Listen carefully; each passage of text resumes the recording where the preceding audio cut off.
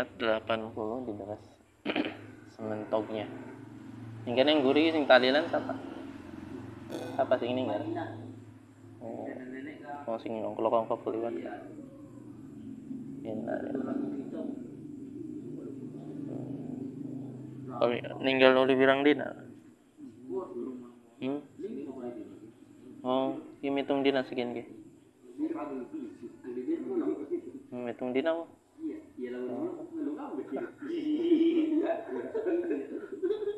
Seneng orang datang aja udah.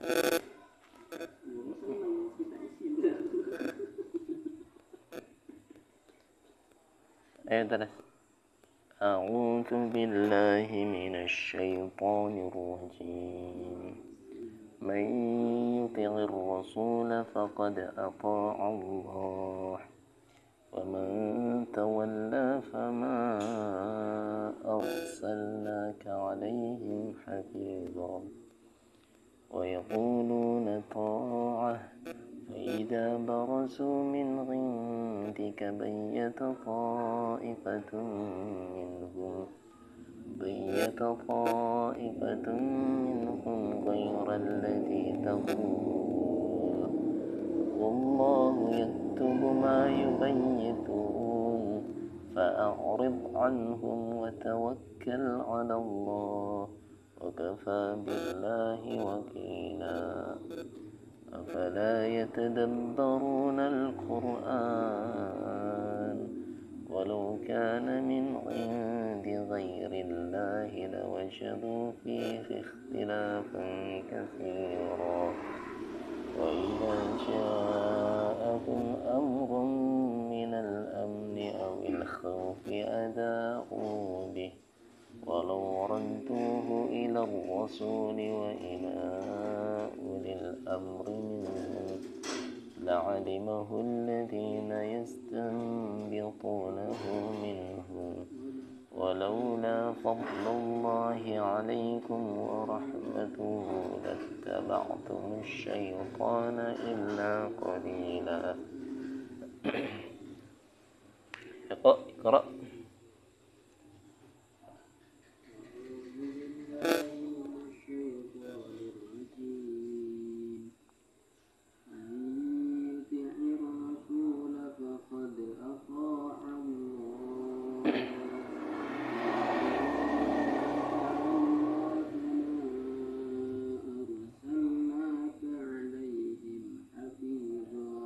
Abir, اقرأ.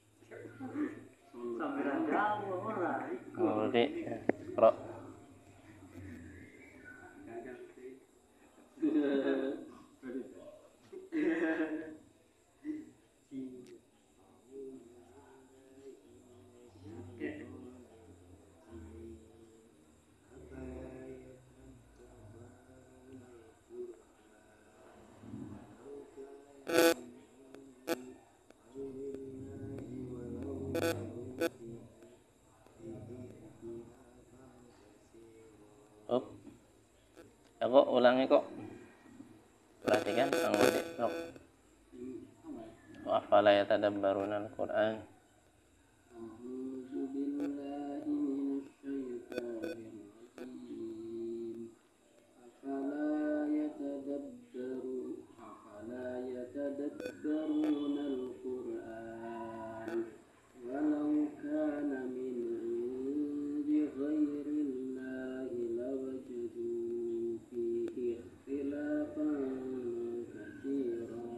Biar ulangi bir ayat itu. Afala yatadabbaruna al-Qur'an. Ayat 80 bir. Ayat 82. Afala yatabat. Ah. Afala yatabat. Ah. Afala yatadabbaruna al-Qur'an. Walau kana min indi ghairillahi lawajadu fihi ikhtilafan katsira. Budi sekali lagi. Afala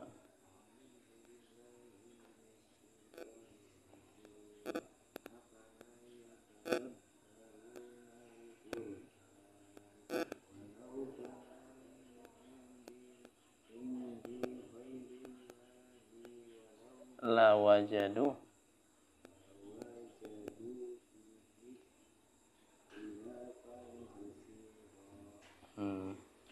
Shadaqallahul azim. Surat Al-Baqarah. Aina wasalna, nyampe mana? Ayat 34. Fa illam taf'alu, sahih? Benar enggak? Sudah lewat itu ya. Masalah nyamuk aja sudah ya. Masalah nyamuk sudah toh? Oh, berarti 34 belum ya? Wa qulna, ayat 35. Wa qulna a'udzu billahi minasy syaithanir rajim.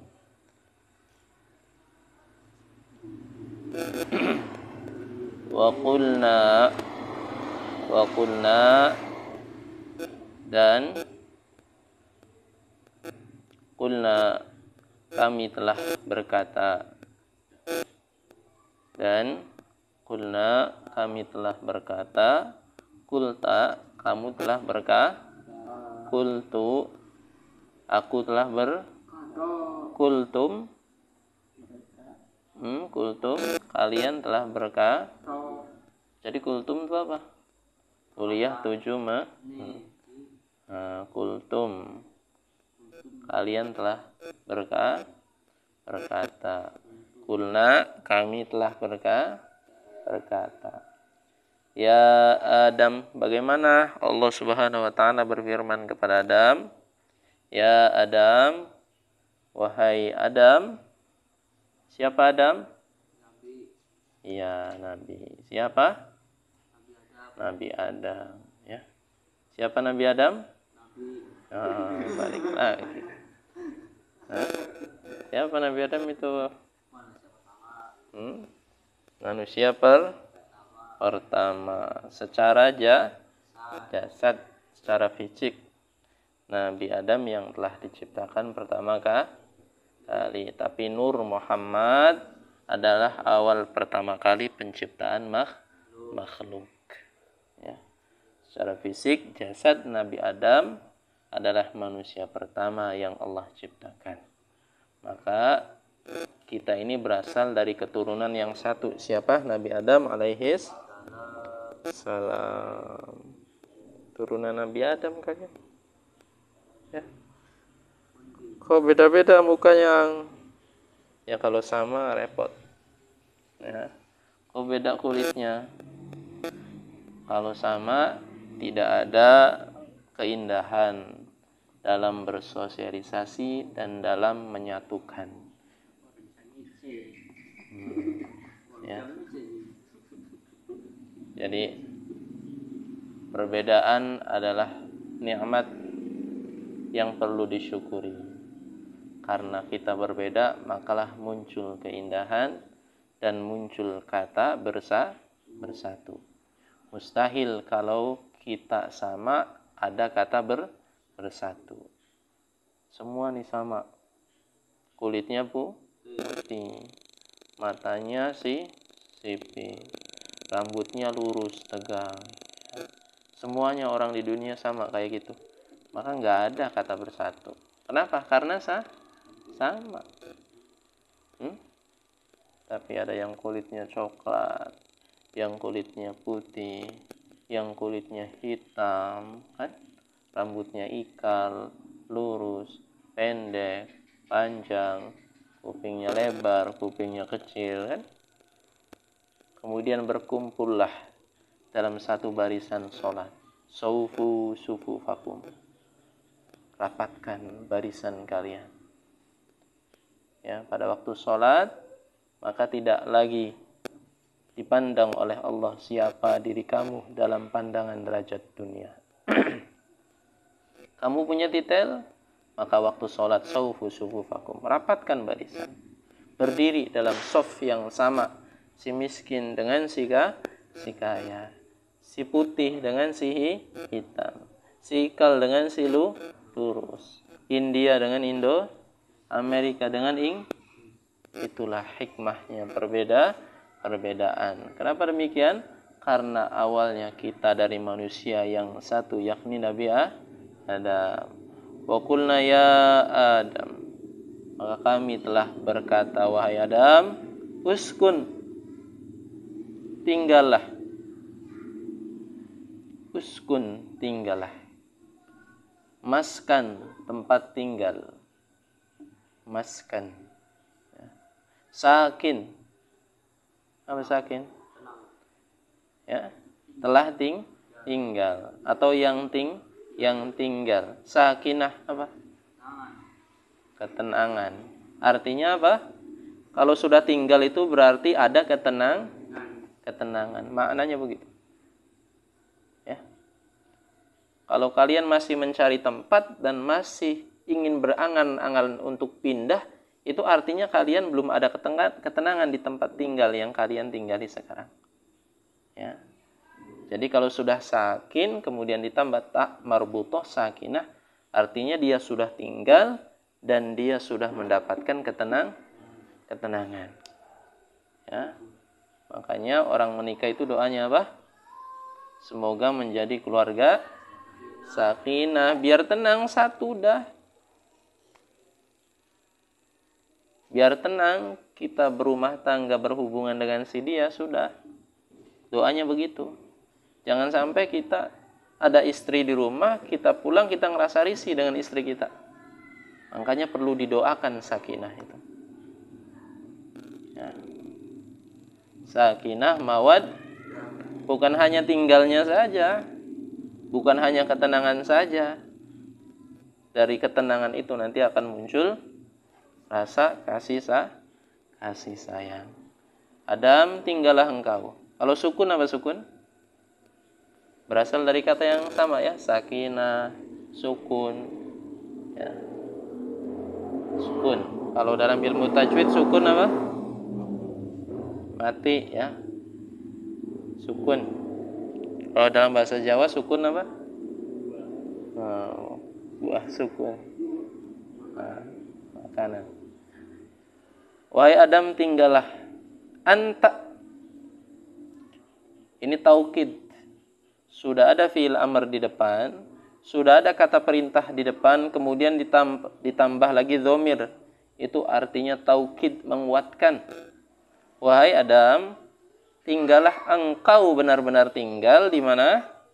Wa zaujuka, dan pasanganmu siapa? Hawa. Ya. Allah berfirman kepada Nabi Adam dalam ayat ini setelah ibunda kita Hawa alaihissalam diciptakan. Nggak apa-apa, Siti pakai Siti nggak apa-apa, nggak ada masalah. Siti itu berasal dari kata Sayyidina, singkat dalam bahasa Jawa Siti, ya, artinya tuanku untuk perempuan, nggak masalah. Siti Aisyah, Siti Maryam, Siti Khadijah, Siti Habibah, Siti Rahayu.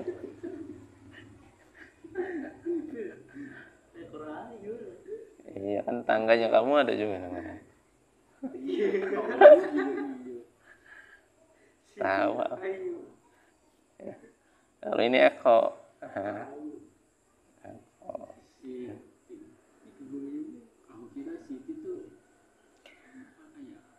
Wa zaujuka, jangan gelendeng dulu. Nah, kita lanjutkan. Wahai Adam, tinggallah engkau dan pasanganmu, yakni ibunda kita Hawa alaihas salam. Di mana tinggalnya? Jannah, di surga. Wa kula, dan makanlah minha, dari makanan yang ada di dalam surga itu, rogo dan haitsu syi'tuma, sekehendak engkau, makan mana saja ya, dengan penuh kenikmatan. Wala taqroba, tapi ada syaratnya, jangan mendekat.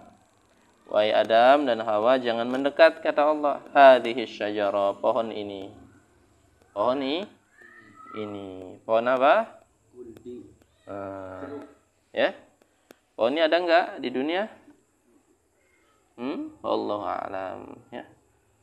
Ya. Kalau yang di dunia itu bukan khuldi yang di surga, ya. Ya, hadhihi syajara, pohon ini, khuld. Pohon khuld. Ada ikhtilaf di kalangan para alim ulama, ya, dengan pohon ini, tapi intinya ada satu pohon yang Allah perintahkan kepada Nabi Adam dan Hawa alaihissalam supaya jangan mendekati pohon ini. Ya. Fatakuna, jika engkau mendekati pohon ini, minadz zalimin, berarti engkau termasuk orang yang berbuat zalim kepada siapa? Diri sendiri. Ya. Jadi perintah di sini bukan perintah memakan, tapi perintah mendekat. Artinya apa? Artinya begitu, ya. Jangan sampai karena kalian saking cerdiknya, kalau dimakan boleh tapi jangan deket-deket. Gimana? Nah, kadang-kadang zaman sekarang tuh begitu, manusia yang memanipulasi dalil sekehendak dia. Ya, kalau dalam ilmu usul fiqh begitu, perkara yang kecil dilarang, berarti yang lebih besar itu mesti dilarang.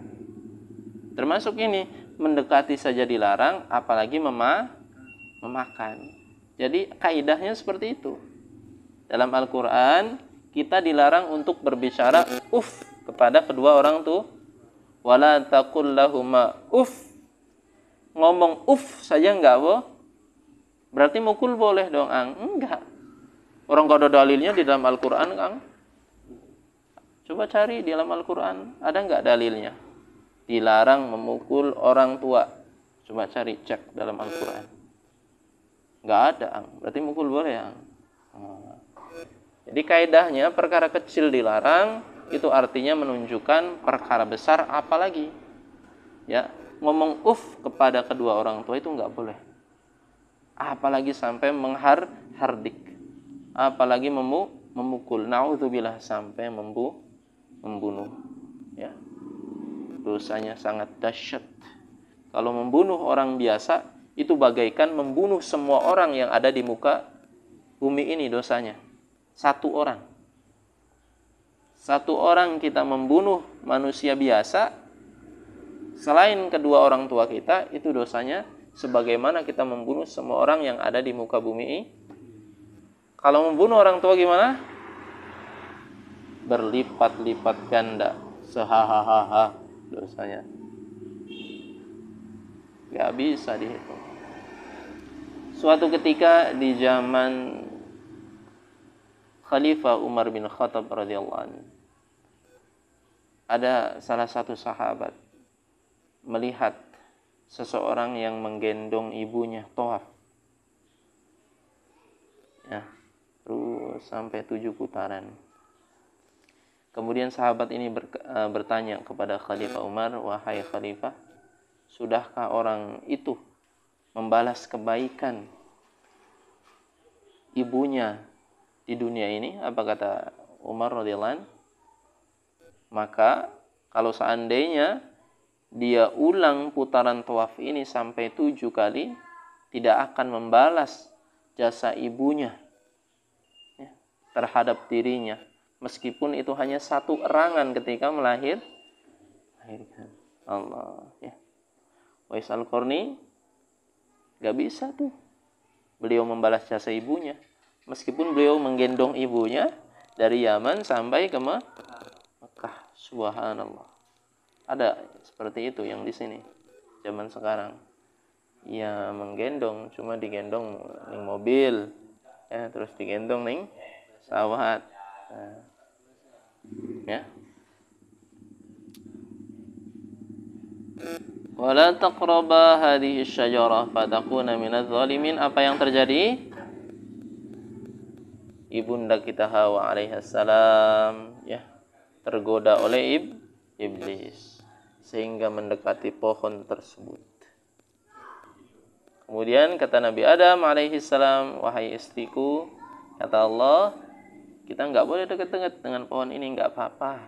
Bahasa kita seperti itu. Nggak apa-apa, pengen lihat doang, penasaran. Nah, setelah dilihat, penasaran, dipegang buahnya, ya, ya. Nabi Adam terbujuk karena sebab bujukan Hawa alaihissalam. Ya. Makanya hati-hati, laki-laki ini jangan lemah dengan perempuan. Ya. Laki-laki jangan lemah dengan perempuan. Kadang-kadang laki-laki ini tegas, tapi kalau sudah dirayu oleh perempuan langsung meleleh. Jangankan dirayu, ya, belum dirayu aja kadang-kadang sudah meleleh, ya.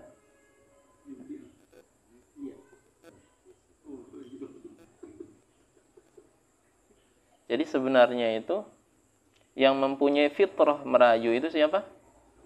Perempuan. Karena ibunda kita Hawa alaihissalam merayu dalam perkara buah khuldi ini, ya, merajuk kalau dalam bahasa Malaysia. Tapi zaman sekarang siapa yang merayu? Laki-laki, ya.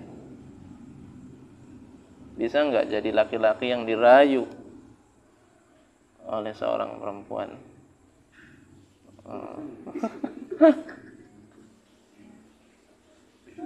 Susah ya.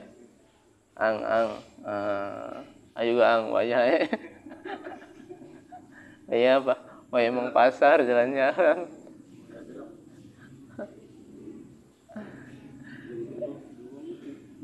Allah, ya.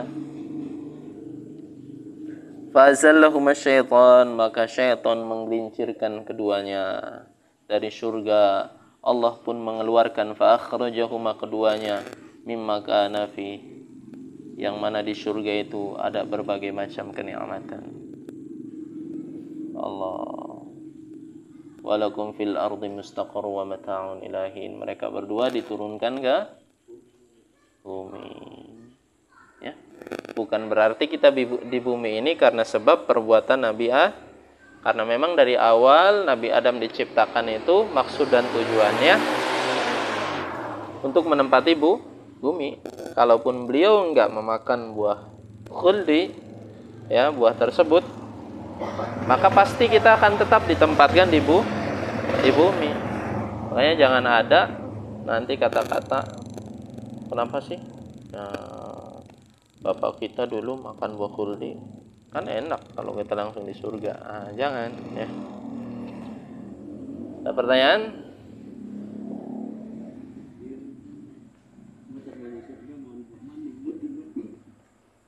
Enggak, ya.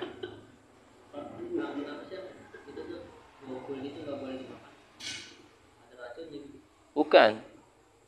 Maksud dan tujuan Allah, ya, melarang Nabi Adam dan Siti Hawa untuk mendekati ataupun memakan buah khuldi ini sebagai gambaran bahwa mereka diciptakan oleh Allah itu bukan untuk menikmati fasilitas yang ada di surga saja, tapi suatu saat nanti ada yang namanya uji, karena maksud dan tujuan Allah menciptakan keduanya yakni sebagai khalifah yang mana diturunkan di bumi. Maka diberikan gambaran oleh Allah. Gambarannya apa? Secara kasat mata, gambarannya yakni buah khuld, tapi hakikatnya di situ ada perintah dan ada larangan. Sebagaimana kita hidup di muka bumi ini ada perintah dan ada larang, maka buah khuldi adalah gambaran kecil untuk Nabi Adam alaihissalam dan Siti Hawa. Kelak ia akan diturunkan di muka bumi ini ada larangan dan ada perintah. Gimana nanti kalau kita masuk ke surga? Nggak ada lagi larangan. Ya, jadi hakikatnya itu bukan buah khuldinya, tapi perintah dan larang. Tapi nanti setelah kita meninggal dunia, kemudian masuk ke surga insyaallah, amin, maka nggak ada lagi yang namanya larangan. Bebas, kalian mau makan apa saja, kalian mau minum apa saja, abadan abada, selamanya di surga. Subhanallah. Nikmat bukan? Enak boleh. Gampang boleh masuk surga. Sabar, taat, istiqomah, mau belajar, mau berakhlak baik, mau zuhud, surga, surga. Dalam salah satu kitab Hikayatus Sahabah, suatu ketika ada sahabat datang ke Rasulullah. Ya Rasulullah, saya mencintai engkau. Kata Nabi, fikir-fikir dulu. Kemudian dia bilang lagi, ya Rasulullah, saya mencintai engkau lebih daripada istri saya. Kata Nabi, fikir-fikir dulu. Ketiga kalinya, ya Rasulullah, saya mencintai engkau lebih daripada kedua orang tua saya dan diri saya. Kata Nabi, fikir-fikir dulu. Ya Rasulullah, saya benar-benar mencintai engkau. Apapun yang engkau inginkan dan apapun yang kau perintahkan, saya siap. Kata Nabi apa? Sungguhnya orang-orang yang mencintai diriku, maka dia akan dekat dengan kefakiran. Kehidupannya akan diuji lebih berat ketimbang orang-orang yang tidak mencintai Rasulullah. Maka jangan heran kalau mencintai Rasulullah, kalau dia kaya, banyak ujian. Kalau dia nggak kaya, miskin. Karena doa Rasulullah, Allahumma ij'alna miskina wahsurna ma'al miskin. Bukan berarti kalian lantas nggak mencintai Rasulullah. Takut kita mau miskin. Enggak. Artinya gini loh hakikatnya. Sini dengerin. Orang yang semakin disayang oleh Allah, maka akan semakin dikurangi kenikmatan jasad dunianya. Sehingga nanti akan diganti berlipat-lipat ganda kenikmatannya di surga. Maka itu tanda kasih sayangnya Allah. Makhluk yang paling besar ujiannya siapa? Para anbiya. Para anbiya yang paling awal, yang paling besar ujiannya siapa? Nabi Muhammad. Kemudian setelah anbiya yang paling besar ujiannya siapa? Para sahabat. Karena mengikuti kehidupan beliau. Menjadi tameng pertama tatkala Rasulullah disakiti. Kemudian siapa lagi? Para tabi'in. Kemudian siapa? Tabi'in. Kemudian siapa? Para alim ulama. Kemudian siapa? Orang-orang yang taat pada Allah. Makanya jangan pernah mengeluh kalau dapat ujian. Ujian itu tanda kasih sayangnya Allah kepada kita. Semakin besar ujian yang Allah berikan kepada kita, maka semakin besar nikmat yang Allah akan berikan kepada kita. Kalau tidak di dunia, dan jangan berdoa semuanya diberikan di dunia. Khawatir di akhirat kita nggak ada apa. Ya, berdoa kepada Allah. Ya, supaya diistiqomahkan dalam taat pada Allah, sehingga pada tiba saatnya nanti di dunia kita hidupnya kadang-kadang meneteskan air mata, tapi enak di dalam hati, lapang. Itu orang-orang taat seperti itu. Ya. Allah a'lam bishawab. Subhanallah wa bihamdihi, subhanallah wa bihamdika, asyhadu an la ilaha illa anta, astaghfiruka wa atubu ilaik.